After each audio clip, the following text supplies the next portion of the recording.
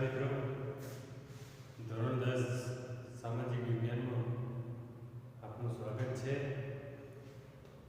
મિત્રો, આપણે આગળના પ્રકરણમાં ભારતના વારસાના સ્થળો એના વિશે સંપૂર્ણ જાણકારી મેળવી અને એ પ્રકરણ પૂરું કર્યા બાદ અભ્યાસક્રમ મુજબ આજે આપણે નવા પ્રકરણ તરફ જઈ રહ્યા છીએ. અને તમે જે આગળના પ્રશ્નો કમેન્ટ બોક્સમાં 11 વિદ્યાર્થીઓ સાચો જવાબ આપ્યો હતો એ બધાને ખૂબ ખૂબ અભિનંદન. હવે આજે આપણે નવા પ્રકરણ તરફ જઈએ તો એ નવું પ્રકરણ છે પાઠ નંબર 9, વન અને વન્યજીવન. બહુ સરસ પાઠ છે અને આ પાઠમાંથી 4 ગુણોની પરીક્ષામાં પૂછાય છે. તો આપણે પહેલા વન એટલે જંગલ, વન્યજીવ એટલે જંગલમાં વસતા પ્રાણીઓ અથવા જીવજંતુ સમગ્ર, આ એને વન્યજીવ કહેવાય છે. અને સંસાધન એટલે એક પ્રકારના સાધનો છે, એક પ્રકારના ઉપયોગી નીવડે, એના વગર શક્ય નથી, એના વગર એ લુપ્ત થાય તો પણ ચાલે નહીં એવા પ્રકારની સામગ્રી કહી શકાય છે.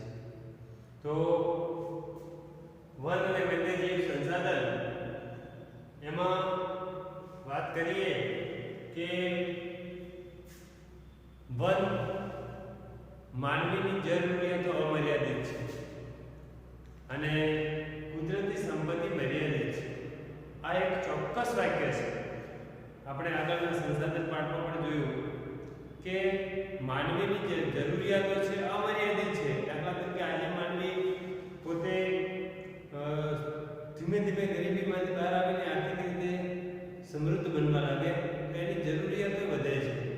થોડો એક સ્ટેપ આગળ આવશે એટલે એને સારું મકાનની જરૂર પડશે, એના પછી એને એ મકાન માટે વિવિધ સામગ્રીની જરૂર પડશે, એ સામગ્રીની જરૂર પડશે, પછી એને ધંધાર્થે તો ગાડીની જરૂરિયાત પડશે, ખેડૂત હશે તો એને જમીન હશે તો વીજળીની જરૂરિયાત પડશે, વીજળીની પડ્યા પછી એને બીજી સાધન સામગ્રીની જરૂરિયાત પડશે, ખાતર બિયારણની જરૂરિયાત પડશે. આ બધી માનવીની જરૂરિયાતો જેટલું માનવી વિકાસ કરે એટલી એની જરૂરિયાતો અમર્યાદિત છે. જેટલી જરૂરિયાતો અમર્યાદિત છે જો માનવીની, અને સામે કુદરતી સંસાધન મર્યાદિત છે. તો એના માટે માનવીની જરૂરિયાતો છે એમાં સૌથી વધારે જરૂરિયાત માનવીની કોઈ હોય તો એ જંગલ સંપત્તિની જરૂરિયાતો છે. દાખલા તરીકે કોઈ પણ જે ભૂમિ છે એની અંદર જે સંસાધન છે એમાંથી છેક ટીનથી માંડી અને મોટા યંત્રો સુધી જે સામગ્રી બને છે એ જંગલી સંપત્તિ છે, જંગલ જે ભૂમિ સંપત્તિ છે, જમીન છે, જમીનના પેટાળમાંથી મળતા ખનિજોમાંથી મળે છે. અને બીજા નંબરનું જંગલ છે, જંગલમાંથી જે અલગ અલગ રીતે આપણને જંગલો કેટલી રીતે ઉપયોગી છે તો એ જંગલોમાંથી આપણને લાકડો, ઔષધિઓ, વિવિધ પ્રકારની ફળફળાદી, શાકભાજી, તમામ પ્રકારની જે જરૂરિયાતો છે જંગલમાંથી પૂરી પડે છે. અને એ જરૂરિયાતો પૂરી કરવા માટે જંગલો એ અતિ મહત્વનું સ્થાન ધરાવે છે એવું આપણે કહી શકીએ છીએ. માનવીની જીવન યાત્રામાં જંગલો સૌથી શ્રેષ્ઠ મહત્વ ધરાવે છે એવું કેમ કહી શકાય? તો એમાં ઘણી બધી જે માનવીની પોતાના જીવન પર્યાપ્તથી માંડી, જન્મથી માંડીને મૃત્યુ પર્યાપ્ત સુધી એ જંગલ સંપત્તિ સાથે અવારનવાર વણાયેલો છે. કેમ વણાયેલો છે? તો પોતે દાખલા તરીકે શહેરનો વિદ્યાર્થીઓ એને જંગલ સાથે વણાયેલો ન હોય એવી આપણા મનમાં શંકાઓ ઉદ્ભવે, પણ ના, એને જે જીવન જરૂરી વસ્તુ છે એ ફળફળાદી ખાય છે, પછી એને જમવા માટે કોઈ પણ ઔષધિ ખાય છે, એને દવા માટે અથવા એને જમવા માટે કોઈ ગુંદર છે, આવી જે વસ્તુઓ છે એ પોતાના ખોરાક તરીકે ઉપયોગ કરવામાં કોઈ પણ પ્રકારની ભૂમિકા ભજવે તો જંગલમાંથી પ્રાપ્ત થાય છે. અને એનું જીવન પણ જંગલ સાથે વણાયેલું છે એવું આપણે કહી શકીએ છીએ ચોક્કસપણે. તો એમાં જંગલ એટલે શું અથવા વન એટલે શું એની વ્યાખ્યા આપણે ક્લિયર કરવી પડે. આપણું જીવન જંગલ સાથે જોડાયેલું છે, જંગલ સંપત્તિ સાથે જોડાયેલું છે, કુદરતી સંપત્તિ સાથે. જંગલ એટલે કુદરતી સંપત્તિનો એક ભાગ છે અને કુદરતી સંપત્તિ એ માનવીના જીવન સાથે જોડાયેલી છે. તો એનામાં જે આપણે ભણવાનું છે જંગલ, એ જંગલનો અર્થ સ્પષ્ટ કરવા માટે આપણે ચોક્કસપણે કહી શકીએ. દાખલા તરીકે વૃક્ષો હોય, વૃક્ષોનો સમૂહ હોય અથવા ઝાડી ઝાકરાઓનો સમૂહ હોય, એને આપણે જંગલ કહીએ છીએ. આ ચોક્કસ એની વ્યાખ્યા છે કે ભાઈ વૃક્ષોનો સમૂહ એટલે આપણે જંગલ કહી દઈએ છીએ. ભાઈ આ તો અહીંયા જંગલ જેવું છે. દાખલા તરીકે કોઈ એક વાડી હોય અને વાડીમાં ફળફળાદી ઊભી હોય, ચીકુ છે, સફરજન છે, આંબા છે, આવી લીંબુ છે, આ બધી વનસ્પતિઓ ઊભી હોય સમૂહમાં, તો આપણે એને ચોક્કસ નામ આપી દઈએ છીએ કે અહીંયા તો જંગલ છે, એવું ચોક્કસ નામ આપી દઈએ છીએ. પણ એની વ્યાખ્યા શું થાય છે? તો વૃક્ષો, ઝાકરા અને ઘાસ ત્રણેય વસ્તુનો સમુચ્ચય એટલે જંગલ. વૃક્ષો, ઝાકરા અને ઘાસ આ ત્રણેય વસ્તુનો સમુચ્ચય. માત્ર એકલું ઘાસ ઊભું હોય તો પણ આપણે એને જંગલ કહીએ છીએ. એકલો વનસ્પતિ ઊભી હોય, ઝાકરા, ઝાડી ઝાકરા, તો પણ આપણે એને જંગલ કહીએ છીએ. પણ ઝાડી ઝાકરાની સાથે સાથે ઘાસનો પણ અંદર સમુચ્ચય હોય તો એને જંગલ આપણે સામાજિક વિજ્ઞાનની ભાષામાં આપણે એને જંગલ કહીએ છીએ. મિત્રો, જંગલનું બીજું નામ છે કુદરતી વનસ્પતિ. જંગલ એટલે જે ઝાડી ઝાકરા ઊભા છે એ ઝાડી ઝાકરા રોપવા પાછળ કોઈ વ્યક્તિ એને, દાખલા તરીકે તમે ઘણી જગ્યાએ જાઓ છો, આપણે આંબા અલગ અલગ જગ્યાએ બાવળ ઊભા હોય છે, લીમડા ઊભા હોય છે સમૂહમાં, બીજા ઘણા બધા વૃક્ષો ઊભા હોય, તો એ આપણે એવું અનુમાન ન લગાવી શકીએ કે અહીંયા રોપેલા છે, અહીંયા પોતાની મેળે ઉગેલા હોય, એવું પણ બની શકે. તો એના માટે કુદરતી વનસ્પતિ જેને કહેવાય છે, જે જંગલોનો સમૂહ છે, જે કુદરત દ્વારા છે, કુદરતના આશીર્વાદથી છે. કુદરતને કોઈ આપણે અત્યારે કોઈ નિયતિ કરેલું નથી, આપણે ત્યાં કોઈ બીજે રોપેલું નથી. કુદરત દ્વારા એનું સર્જન થયું હોય તો કુદરતી વનસ્પતિ કહેવાય. પણ કુદરતી વનસ્પતિ જેમ જંગલોની વ્યાખ્યા થાય કે જંગલો એટલે વૃક્ષો, ઝાકરા અને ઘાસનો સમુચ્ચય એટલે જંગલ, એવી રીતે આની કુદરતી વનસ્પતિની પણ ચોક્કસ વ્યાખ્યા છે. કુદરતી વનસ્પતિ એટલે માનવીની સહાયતા વગર ઉગી નીકળતી બિનજરૂરી વનસ્પતિને કુદરતી વનસ્પતિ કહે છે. પરીક્ષામાં પ્રશ્ન પૂછાય છે, ધ્યાન રાખો. કુદરતી વનસ્પતિની વ્યાખ્યા એકદમ સહેલી છે કે માનવીની સહાયતા વગર, માનવીએ કોઈ પણ પ્રકારનો ત્યાં બીજે રોપ્યું નથી, એને પાણી પાયું નથી, એનો ચારે બાજુ એનો ઉછેર કરવા માટે વાડ બીજી પણ કરી નથી, એટલે માનવીએ કોઈ પણ પ્રકારની સહાય નથી કરી. પણ જે વનસ્પતિ, જે બીજ કુદરતી રીતે જમીનમાં દટાયું, એ બીજ ઉગે છે અને ત્યાં એની મેળે જેનો વિકાસ થાય છે વરસાદના પિયતથી, અને ધીમે ધીમે વૃક્ષનો ઉછેર થાય છે અને મોટી ઝાડી ઝાકરા બને છે, અને એને આપણે પછી કુદરતી વનસ્પતિ કહીએ છીએ. એટલે કુદરતી વનસ્પતિની વ્યાખ્યા આવી થાય કે માનવીની સહાયતા વગર, માનવીનું કોઈ યોગદાન નથી, માનવીની સહાયતા વગર ઉગી નીકળતી બિનજરૂરી વનસ્પતિ. માનવીની સહાયતા વગર ઉગી નીકળતી બિનજરૂરી વનસ્પતિને કુદરતી વનસ્પતિ કહે છે. આની ચોક્કસ વ્યાખ્યા છે અને એકદમ સહેલી છે. માનવીની સહાયતા વગર ઉગી નીકળતી બિનજરૂરી વનસ્પતિ. જેનો જરૂર બિનજરૂરી કેમ કહેવાય છે? કે જેનો જરૂર તો હોય પણ ન ઉગે તો પણ ચાલે, પણ એ ઉગે આપણા પર્યાવરણ માટે સારું છે. તો માનવીની સહાયતા વગર ઉગી નીકળતી બિનજરૂરી વનસ્પતિ છે એને કુદરતી વનસ્પતિ કહે છે. અને માનવીની જરૂરી વનસ્પતિ કહી શકે તો પણ એ કુદરતી વનસ્પતિ કહેવાય છે. પણ એ બિનજરૂરી એટલે માનવી એમાં યોગદાન આપતો નથી, એને જરૂર નથી, એટલે જરૂર છે તો રોપાય છે. દાખલા તરીકે કોઈને કેરી ખાવી હોય તો એને આંબાની વાડી કરવી પડે, એ માનવીની સહાયતાથી ઉગી નીકળતી વનસ્પતિ છે અને માનવીને જરૂરી છે. પણ માનવીની સહાયતા વગર જે ઉગી નીકળે છે એ માનવીને બિનજરૂરી છે.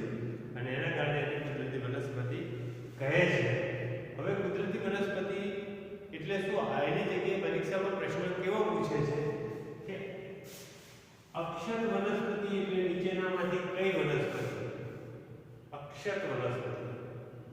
હવે એમાં ઓપ્શન કેવા આપ્યા હોય? કુદરતી, કૃત્રિમ, માનવીની સહાયતા થતી તો માનવીની સહાયતા વગર. તો એમાં આપણે ચોક્કસ ખબર હોવી જોઈએ કે અક્ષત વનસ્પતિ એટલે કુદરતી વનસ્પતિ અને કુદરતી વનસ્પતિ એટલે માનવીની સહાયતા વગરના જે વનસ્પતિ છે એને કુદરતી વનસ્પતિ કહે છે. કુદરતી વનસ્પતિનું બીજું નામ છે અક્ષત વનસ્પતિ. પરીક્ષામાં કુદરતી વનસ્પતિની જગ્યાએ તમને આવું પણ પૂછાય કે અક્ષત વનસ્પતિ એટલે શું? આપણે વ્યાખ્યા આવડતી હોય પણ આપણે કન્ફ્યુઝનમાં હોઈએ કે આ તો વળી સાહેબે આપણે ચર્ચા જ નથી કરી. પણ કુદરતી વનસ્પતિનું બીજું નામ છે અક્ષત વનસ્પતિ. અક્ષત વનસ્પતિ પૂછાય તો પણ તમે વ્યાખ્યા લખી નાખવાની કે માનવીની સહાયતા વગર ઉગી નીકળતી બિનજરૂરી વનસ્પતિ એટલે અક્ષત વનસ્પતિ. તો તમને 1 માર્ક્સ રોકડો મળી શકે છે. મિત્રો, કુદરતી વનસ્પતિ આપણા ભારતમાં દરેક જગ્યાએ છે. એ ઉચ્ચ પ્રદેશ હોય, પર્વતીય પ્રદેશ હોય, રણ પ્રદેશ હોય, મેદાની પ્રદેશ હોય કે દરિયા કિનારો હોય, દરેક જગ્યાએ કુદરતી વનસ્પતિ જોવા મળે છે. પણ સૌથી વધારે કઈ જગ્યાએ જોવા મળે છે? તો હિમાલયના પર્વતીય વિસ્તારોમાં, સુંદરવન જે અભયારણ્ય છે તે જગ્યાએ અને થરના રણોમાં. આ માનવીની સહાયતા વગર ઉગી નીકળતી સૌથી વધારે પ્રમાણમાં જો વનસ્પતિ હોય તો આ જગ્યાએ જોવા મળે છે. હવે આપણે વાત કરીએ ત્યાં અત્યાર સુધી આપણે જંગલનો અર્થ અને કુદરતી વનસ્પતિની વાત કરતા હતા. પણ જંગલના પ્રકાર છે. જંગલોના ઘણા બધા પ્રકાર છે અને એનું આપણે જંગલોનું અલગ અલગ વર્ગીકરણ કરીએ તો જંગલોના મુખ્ય 3 પ્રકાર છે. તો જંગલોનું વર્ગીકરણ કેવી રીતે થાય? તો ઘણી જગ્યાએ આપણને એવા જંગલો જોવા મળે છે કે ચારે બાજુ દિવાલો હોય. ઘણી જગ્યાએ એવા જોવા મળે કે દિવાલ ન હોય, સુરક્ષિત હોય. તો ઘણી જગ્યાએ એવા જોવા મળે કે દિવાલ ન હોય, સુરક્ષિત ન હોય. તેનું વર્ગીકરણ કરીએ તો એક અનામત જંગલ, બીજું સંરક્ષિત જંગલ અને ત્રીજું અવર્ગીકૃત જંગલ. જંગલોના મુખ્ય 3 પ્રકાર છે. એમાં કયા? તો અનામત, સંરક્ષિત અને અવર્ગીકૃત. હવે અનામત જંગલ એટલે શું? તો અનામત જંગલ એટલે એવા જંગલોનો સમૂહ કે તેમાં જવા આવવા પર 100% પ્રતિબંધ હોય. એની અંદર આપણને જવા મળતો નથી અને એ જંગલો ઉપર સીધી સરકાર દેખરેખ રાખે છે. એની જવા આવવા ઉપર પ્રતિબંધ હોય. મનુષ્યને જવા આવવા ઉપર પ્રતિબંધ હોય. ઢોરોની વાત છોડો, મનુષ્યને જવા આવવા પર પણ પ્રતિબંધ હોય અને એના ઉપર 100% સરકારી નિયંત્રણો, સરકારી દેખરેખ હોય કે કોઈ વૃક્ષ કાપે તો એની સામે કાર્યવાહી થાય. એની જે ઉત્પાદકતા છે, દાખલા તરીકે અનામત જંગલોનો આંબાનો બગીચો છે તો એમાંથી જે કેરી આવે ને સરકારની આવકમાં જ વધારો થાય. એટલે એવા જંગલોને અનામત જંગલો કહેવાય. વાત કરીએ સંરક્ષિત જંગલોની તો સંરક્ષિત જંગલ એટલે શું? તો સંરક્ષિત જંગલો એટલે એવા જંગલો કે જ્યાં મનુષ્ય માત્ર અવારનવાર થઈ શકે. પ્રાણીઓ થઈ શકતા નથી. એ જંગલોમાં મનુષ્ય અવારનવાર થઈ શકે પણ એ હોય સરકારી નિયંત્રણ હેઠળ. એ જંગલો હોય સરકારી નિયંત્રણ હેઠળ. મનુષ્ય અંદર અવારનવાર શું કરી શકે? તો દાખલા તરીકે એની ઈચ્છા હોય તો જે ફળ છે ખાઈ શકે, સૂકું લાકડું પડ્યું હોય તો લઈ શકે.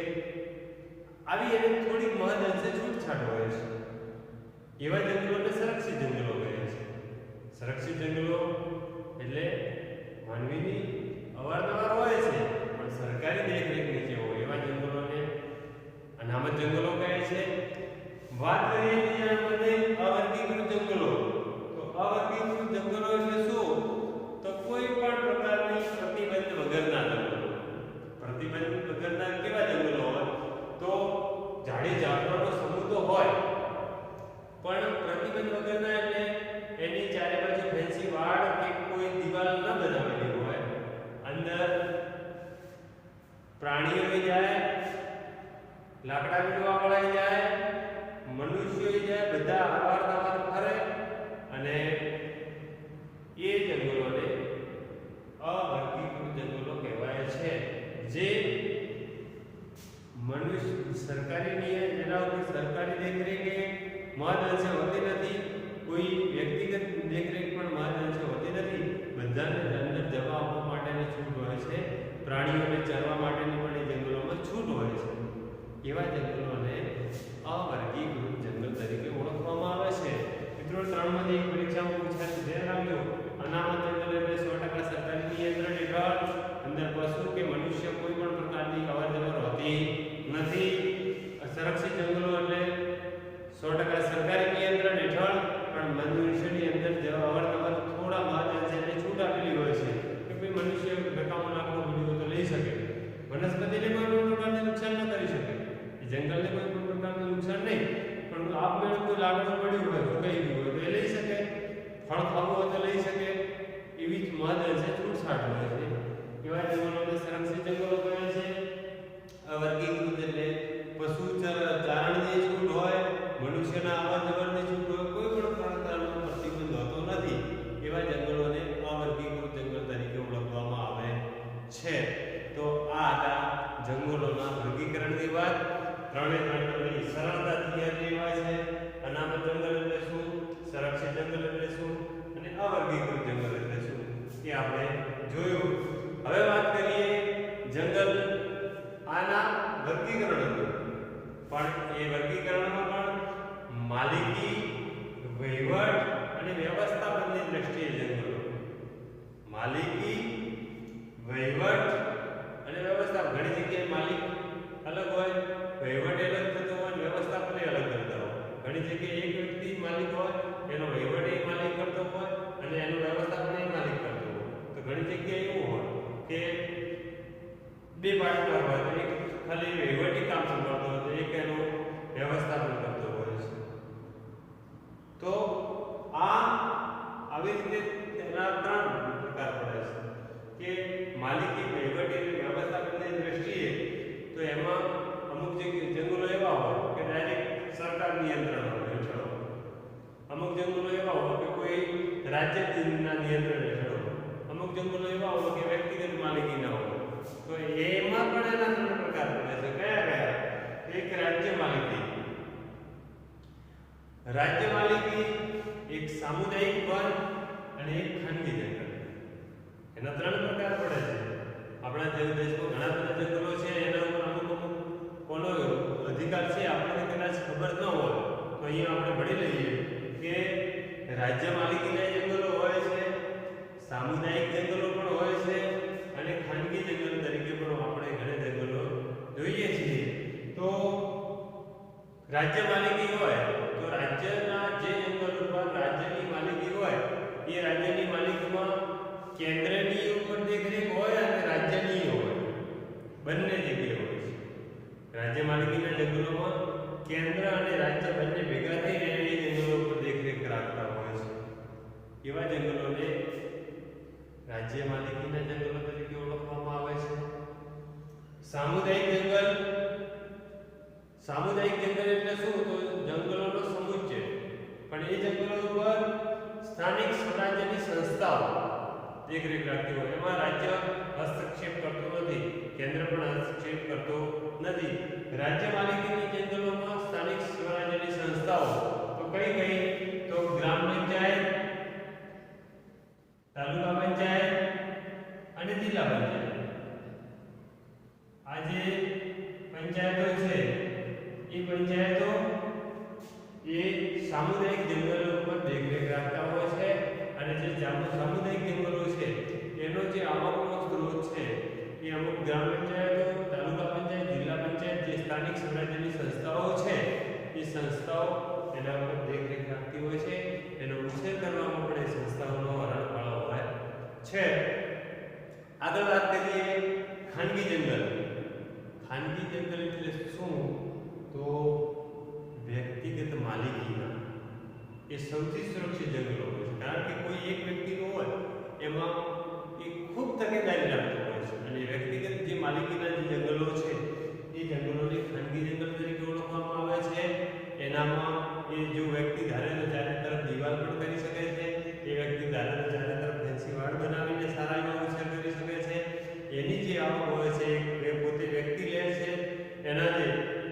લાકડાઓ છે એ પણ વ્યક્તિ પોતે પોતાનો કેવી રીતે નિકાલ કરવો એ પોતે પોતાનો નિર્ણય લેવાનો હોય છે. એટલે આવા જંગલોને ઘણી બધી સુરક્ષિત જંગલ તરીકે પણ ઓળખવામાં આવે છે એવું કહી શકાય. આવા જંગલો ઓરિસ્સા, મેઘાલય, પંજાબ, હરિયાણા જે ઉત્તર ભારતના રાજ્યો છે, મેઘાલય, ઓરિસ્સા, પંજાબ અને હરિયાણા આ જે રાજ્યોમાં આવેલા ખાનગી જંગલોનું પ્રમાણ સૌથી વધારે છે. કારણ કે વ્યક્તિગત માલિકીના જંગલો તરીકે ઓળખવામાં આવે છે. કોઈ સરકારી જમીન હોય તો એ સરકારી જમીન કાં તો ભાડા પેટે લે, કરાર આધારિત લે અને એમાં એની અંદર ઉછેર કરે અને એ ઉછેર કરી એની જે આવક મર્યાદા હોય, સ્ત્રોત હોય એ પોતે લે છે. એવા જંગલોને ખાનગી જંગલ તરીકે ઓળખવામાં આવે છે. એટલે માલિકી, વહીવટ અને વ્યવસ્થાપનની દ્રષ્ટિએ પણ જંગલોના 3 વિભાગ પડે છે. ફરીથી જોઈ લઈએ કયા કયા. તો રાજ્ય માલિકી, એની અંદર કેન્દ્ર સરકાર અને રાજ્ય સરકાર દેખરેખ રાખે છે. એનો આવકનો સ્ત્રોત પણ એ મેળવે છે. સામુદાયિક જંગલમાં સ્થાનિક સ્વરાજ્યની સંસ્થાઓ, ગ્રામ પંચાયત, તાલુકા પંચાયત, જિલ્લા પંચાયત એના ઉપર દેખરેખ રાખે છે. એની જે આવક મર્યાદા છે એ જે સંસ્થાઓ છે એ સંસ્થાઓ મેળવે છે. ત્યારે ખાનગી જંગલમાં વ્યક્તિગત માલિકીના હોય છે. ઘણા બધા રાજ્યોમાં ખાનગી જંગલો આવેલા છે.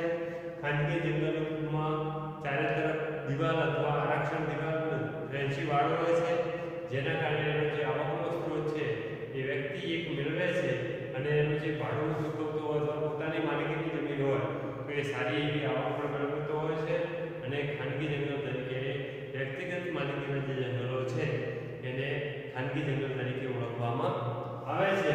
તો એમાં પણ માલિકી તો દાખલા તરીકે જોયું તો રાજ્ય માલિકીમાં કેન્દ્ર સરકાર, રાજ્ય સરકાર માલિકી ધરાવે છે. એનો વહીવટ એ કરે છે અને વ્યવસ્થા પણ એ કરે છે. સામુદાયિક જંગલમાં ગ્રામ પંચાયત, તાલુકા પંચાયત અને જિલ્લા પંચાયત એનો વહીવટ કરે છે અને એનું વ્યવસ્થા પણ એ જ કરે છે. જો ખાનગી જંગલમાં વ્યક્તિગત માલિક છે તે વ્યક્તિગત માલિક એનો વહીવટ એ કરે છે અને એનું વ્યવસ્થા પણ એ કરે છે. આવી રીતે એના 3 પ્રકાર પડે છે. આમાંથી પણ પરીક્ષામાં પૂછ્યા તો તમે સારી રીતે લખી શકો છો. મિત્રો આગળનો બહુ સરસ ટોપિક છે આપણો નિવર્ગીકરણ. બહુ સરસ ટોપિક છે નિવર્ગીકરણ. અને જે આજે આગળ આપણે જોયું નિવર્ગીકરણ એટલે જંગલ વિનાશ. નિવર્ગીકરણ એટલે જંગલ વિનાશ. પણ જે ઉપર આપણે જોયું કે જંગલોનું વર્ગીકરણ, જંગલ એટલે શું, માલિકી, વહીવટી અને વ્યવસ્થાપનની દ્રષ્ટિએ જંગલ, આ બધા શેના? તો આ જે જંગલો છે એ જંગલો દેશના અર્થતંત્રને સુધારવાના હેતુથી સ્થાપવામાં આવે છે. જે જંગલો કુદરતી રીતે જે કુદરતી જંગલો છે એ પણ દેશને આર્થિક રીતે મદદરૂપ બને છે. છતાં પણ જંગલોનો વિનાશ થઈ રહ્યો છે તો એને નિવર્ગીકરણ કહેવાય છે. પરીક્ષામાં અક્ષર વનસ્પતિ જેવો પ્રશ્ન પૂછાય કે અક્ષર વનસ્પતિ એટલે શું? તો કુદરતી વનસ્પતિ. તો એની વ્યાખ્યા આપણને આવડતી હોય કે માનવીની સહાયતા વગર. એવી રીતે જંગલ વિનાશ એટલે શું એવું પૂછાય તો આપણને આવડી જાય કે ભાઈ જંગલ વિનાશ એટલે જંગલમાં આડેધડ થતો પ્રાણીઓ, મનુષ્યો અને જે અલગ અલગ જીવજંતુઓ દ્વારા જે જંગલોનો વિનાશ થાય છે એને જંગલ વિનાશ તરીકે ઓળખવામાં આવે છે, અલગ અલગ પરિબળો દ્વારા. પણ નિવર્ગીકરણ એટલે શું આવું પૂછાય તો પણ આપણને આવડવું જોઈએ કે માનવી અથવા કોઈ પણ પરિબળ જે જંગલોનો નાશ થતો હોય, કોઈ આગ લાગી ગઈ હોય, કોઈ ભૂકંપ આવ્યો હોય, કોઈ કુદરતી પરિબળ હોય, જ્વાળામુખી ફાટી ગઈ હોય, આવી કોઈ પણ પરિબળથી જંગલોનો નાશ થતો હોય તો એ પ્રક્રિયાને નિવર્ગીકરણ તરીકે ઓળખવામાં આવે છે. અને જંગલ વિનાશ અત્યારે આપણે જોઈએ છીએ કે જંગલ વિનાશનું મુખ્ય કારણ શું છે? જંગલો કેમ દિવસે દિવસે ઓછા થાય છે? તો માનવીની વિકાસ યાત્રા વધે છે. દિવસે ને દિવસે આપણે રોજ જોઈએ છીએ કે ભારતની વસ્તી દિવસે કૂદકે ને ભૂસકે વધી રહી છે અને આ વધતી જતી વસ્તી એની સામે કુદરતી સંસાધનો મર્યાદિત છે. દાખલા તરીકે તમે તમારા પપ્પા એક હોય અને એમને 50 વીઘા જમીન હોય અને તમે 2 ભાઈઓ તો તમારે 25 આવી. હવે તમારે પણ 2 સંતાન સાડા બાર આવી. તો આવું તો વર્ષોથી ચાલે છે. અમુક પેઢીઓ એવી છે જેમને બિલકુલ જમીનમાં જમીન નથી. આવું તો એ શું કરશે? તો એ ધીમે ધીમે પોતાના વસવાટ માટે અલગ અલગ જગ્યાએ જશે, સ્થાયી થશે. અને એના માટે સરકાર પણ આવી રીતે જમીનથી ધીમે ધીમે સંકેલાતી જાય છે. અને એના કારણે જે જંગલો છે, હવે શહેરો છે, શહેરો વસ્તીથી ગીચ થઈ ગયા છે. એટલે હવે સરકાર ગામડા તરફ વળી છે અને ગામડા તરફ પણ પોતાના વસવાટો માટે જંગલોનો નાશ કરે છે. કોઈ રેલવે પ્રોજેક્ટ બનાવવો તો પોતાને જે જંગલ હોય છે, જંગલની આડેધડ નાશ કરી એની અંદર રેલવે પ્રોજેક્ટ નાખે છે, રેલવેના પાટાઓ. નહેરોનું નિર્માણ કરવું હોય તો જંગલોનો નાશ કરીને અંદર નહેરોનું નિર્માણ કરે છે. પાકા સડકો બનાવવા હોય તો પણ જંગલોનો નાશ કરીને ત્યાં સડકો બનાવે છે. આ બધી જરૂરિયાતો કેમ છે? રેલવે છે, મકાન છે, નહેર છે, વિમાન માર્ગો, જે હવાઈ જહાજો છે મોટા મોટા, દિવસે દિવસે શહેરનો વિકાસ થાય છે. બધી જરૂરિયાતો માનવીની વિકાસે આપે છે. માનવી દિવસે દિવસે વિકાસ કરે છે. માનવી દિવસે દિવસે વસ્તી વધે છે અને વસ્તી વધતી જતી વસ્તીને વિકાસ, પોતાના જીવન નિર્વાહ માટે વિકાસ કરવો જરૂરી છે. અને એના લીધે જંગલોનો દિવસે દિવસે નાશ થાય છે. આ મુખ્ય કારણ છે કે જંગલ વિનાશ. હવે એની અસરો શું શું છે? જંગલ વિનાશ થાય છે, જંગલનો નાશ થાય છે, તો એનાથી કઈ કઈ અસરો થાય છે? તો ઘણી બધી અસરો થાય છે. તે અસરોમાં જંગલ વિનાશથી ઘણી બધી અસરો થાય છે. આપણને ખબર જ છે.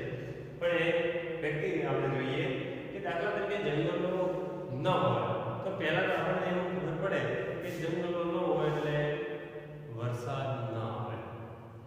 વરસાદ ન આવે એટલે ગરમીનું પ્રમાણ વધે.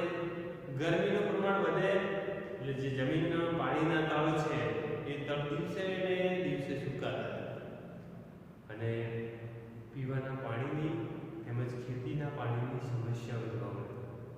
એના માટે આપણે શું કરવું જોઈએ? જંગલોનું પ્રમાણ વધારવું જોઈએ અને અઢળક વરસાદ આવે અને એ અઢળક વરસાદથી જે જમીનનું જે પાણીનું વહેતું પ્રવાહ છે એ વહેતા પ્રવાહને અલગ અલગ પ્રોજેક્ટ દ્વારા રોકી અને એ જમીનનું પાણી જમીનના ભૂગર્ભ ઉતારવું જોઈએ. અને જો જમીનમાં વરસાદી પાણી જેટલો વરસાદ પડે છે, જંગલ વધારે છે એટલે વરસાદ અઢળક પડવાનો. જંગલોનો વિકાસ કરો તો વરસાદ અવશ્ય પડે છે, જેમ ઉત્તર ભારતમાં પડે છે એવી રીતે. અને વરસાદ વધારે પડે તો પાણીનો સંગ્રહ પણ તમે એવી રીતે એની સામે કરો અને એ જ વહેતા પાણીને અટકાવો. ખેતરની આજુબાજુ ચતુર્પાળા બનાવો. જંગલો હોય તો જંગલનું જે અલગ અલગ જગ્યાએ ચેકડેમો બાંધી, ખેત તલાવડી બાંધીને પાણીને અટકાવો. જેના કારણે જે જમીનમાં પાણીનો ભૂગર્ભમાં એનો સંચય થાય અને ભૂગર્ભ જેટલું પાણી જમીનમાં ઉતરે એટલા જમીનના જે પાણીના તળ છે એ ઊંચા આવે અને આપણે આવી દુષ્કાળની મહામારીમાંથી આપણે ઉગારી શકીએ. તેના માટે જંગલ ખૂબ જરૂરી છે. બીજા નંબરની જંગલની અસર શું છે? તો CO2 ની માત્રા વધુ છે. કાર્બન ડાયોક્સાઇડ દિવસે દિવસે માનવીની ગરમીની સમસ્યા વધે છે અને કાર્બન ડાયોક્સાઇડ વધે છે, ઓક્સિજનની માત્રા ઘટે છે અને કાર્બન ડાયોક્સાઇડની માત્રા વધે છે. કારણ કે જો વૃક્ષો હોય તો એ શું કરે? CO2 વાયુ છે, કાર્બન ડાયોક્સાઇડ એને શોષી લે અને ઓક્સિજન વાયુ હવામાં આવે. પણ આવો જંગલો નથી એટલે કાર્બન ડાયોક્સાઇડનું પ્રમાણ દિવસે દિવસે વધે એટલે માનવીની શ્વાસોશ્વાસની પ્રક્રિયામાં તકલીફ થાય, રોગચાળાઓ ફાટે અને ઓક્સિજનની માત્રા ઘટે. તો એ પણ ખૂબ ઘાતક પરિણામ છે. એના માટે પણ જંગલ જરૂરી છે. એના પછી જો કાર્બન ડાયોક્સાઇડનું પ્રમાણ વધે તો ગ્રીન હાઉસ જે અસર છે ગરમીની એ અસર વધે અને એના કારણે આપણે આગળ વાત કરી કે જેમ જમીનમાં ગરમીનું પ્રમાણ વધે તો વરસાદ નહીવત પડે. એ પણ આપણા માટે ઘાતકી અસર છે એવું આપણે કહી શકીએ. એના પછી જો જંગલ ન હોય અને વરસાદી ઝાપટું આવી જાય, જંગલ ઓછા વધતા પ્રમાણમાં હોય તો વહેતું પાણી છે એ જમીનનું ધોવાણ કરી નાખે. માટીના જે રચકણો છે એ જંગલોને લીધે શું થાય? અટકતું જાય. એટલે કે ઘાસ અને વનસ્પતિનો સમુચ્ચય હોય એની અંદર એ પાણીમાં જમીનમાં સિંચન થતું હોય, અટકાતું હોય. એના કારણે એકદમ ધોવાણ ન થાય અને આ તો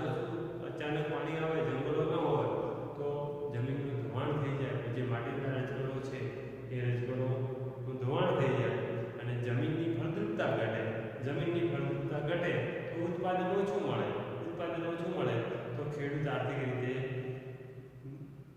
શું થાય, એનું ઉત્પાદન ન મળે, ખેડૂતને ઉત્પાદન ન મળે. આપણા ખેતી પ્રધાન દેશમાં બીજું કોઈ આવકનો સ્ત્રોત ખેડૂત પાસે નથી, એટલે એના માટે પણ જંગલ ખૂબ જરૂરી છે. પછી સજીવો, જે કુદરતના નિવાસસ્થાનો, જે જંગલો છે, કુદરતી જીવોના નિવાસસ્થાનો છે, દાખલા તરીકે હરણ છે, ચિત્તો છે, નીલગાય છે, વાઘ છે, અલગ અલગ વન્યજીવો છે.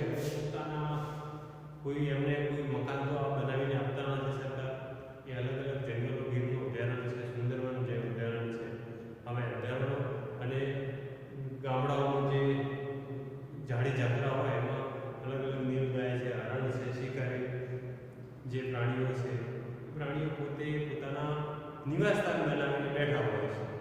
તો એ જંગલો જો નાશ થાય તો પોતાનું નિવાસસ્થાન છે વન્ય પ્રાણીઓ પોતાનો આવાસ ગુમાવશે, અને આમાં આવાસ ગુમાવશે તે દિવસે શું થશે, લુપ્ત થતા જશે.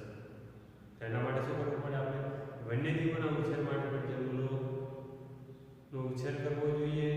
એમને અલગ અલગ જંગલોમાં પીવાના પાણીના તળાવ અથવા ચેકડેમ અથવા તો હવાડાની વ્યવસ્થા કરીને એ વન્યજીવોને પીવાના પાણીની વ્યવસ્થા કરવી જોઈએ, જેના કારણે તે પાણી પીએ અને અલગ અલગ વન્યજીવ વનસ્પતિને ખાઈને પોતે એક પોતાનું જીવન ટકાવી શકે. એના માટે પણ જંગલ વિનાશ અટકાવવો જરૂરી છે. હવે જંગલ વિસ્તાર દિવસે દિવસે ઘટે છે અને શહેરી વિસ્તાર દિવસે દિવસે વધે છે, અને એના કારણે જંગલોનો આડેધડ નાશ થાય છે અને વરસાદ પડતો નથી. એ પણ જંગલ વિનાશનું મુખ્ય કારણ છે. અને વન્યજીવો દિવસે દિવસે પોતાના આવાસો ગુમાવે છે, પોતાના રહેઠાણો ગુમાવે છે. જંગલનો વિનાશ થાય, કોઈ માનવી કાપી નાખે અથવા કોઈ વરસાદ ન પડવાથી જંગલો જતા રહે કે આવું કોઈ પરિબળ ઉદ્ભવે છે, તો જે પ્રાણીઓ છે એ પ્રાણીઓ શું કરશે, કોઈ તડકામાં તો ઊભા રહેશે નહીં. એમને પાણીની વ્યવસ્થા ન હોય, દિવસે દિવસે માનવી જે જગ્યાએ વસવાટ કરે છે વસવાટ તરફ આવશે. આપણા જે પશુઓ છે, પાલતુ પ્રાણીઓ, એના તરફ શિકાર માટે આવશે, કારણ કે બીજા જંગલમાં બીજી જગ્યાએ પ્રાણીઓ નથી, એ તરફ આવશે. અને પાલતુ આપણા જે પ્રાણીઓ છે એમના ઉપર હુમલાઓ કરશે, મનુષ્યો ઉપર હુમલા કરશે, અને આવા જીવલેણ હુમલાઓના ભોગ આપણે પોતે બનવો પડશે. એનું મુખ્ય કારણ શું છે, તો એ પણ જંગલો છે. ટૂંકમાં જંગલોથી અનેકવિધ સમસ્યાઓ ઉદ્ભવે છે, અને એ સમસ્યાઓથી બચવા માટે જંગલ વિનાશ જે થાય છે એની જે અસરો છે એ અસરોને અટકાવવા માટે આપણે વૃક્ષોનું જતન કરવું પડશે. આપણે વૃક્ષો ઉછેરવા પડશે, જંગલોનો વ્યાપ વધારવો પડશે, તો આપણે દુષ્કાળની પરિસ્થિતિમાંથી બચી શકીશું, કાર્બન ડાયોક્સાઇડની પરિસ્થિતિમાંથી બચી શકીશું, ઓક્સિજન આપણને પૂરતા પ્રમાણમાં મળશે, અને ઓક્સિજન મળશે તો આપણે રોગચાળામાંથી બચી જઈશું. સામે જે વન્યજીવો છે એમને રહેઠાણ મળશે, એમને પીવાના પાણીની વ્યવસ્થા મળશે, વરસાદ આવશે એટલે જમીનનું ધોવાણ અટકશે, અને જમીનનું ધોવાણ અટકશે તો આપણો કૃષિ પ્રધાન દેશ છે એમાં ખેડૂત પણ સારી એવી આવક મેળવીને સમૃદ્ધ બનશે. એના માટે જંગલ અને વરસાદ પડશે તો પાણીના તળે ઊંચા આવશે, અને આપણે અનેકવિધ સમસ્યાઓમાંથી બચી શકીશું. એટલા માટે જંગલોનો જે વિનાશ છે એ વિનાશ થતો અટકાવવો જોઈએ. તો આ હતી જંગલ વિનાશની અસરો. હવે આગળ વન્ય સંરક્ષણ અંગેના ઉપાયો, જંગલને બચાવવા માટે આપણે કયા ઉપાયો હાથ લેવા જોઈએ એની ચર્ચા આપણે નેક્સ્ટ ભાગમાં કરીશું. અત્યારે તમારા માટે એક કોમેન્ટ બોક્સમાં પ્રશ્ન છે, કુદરતી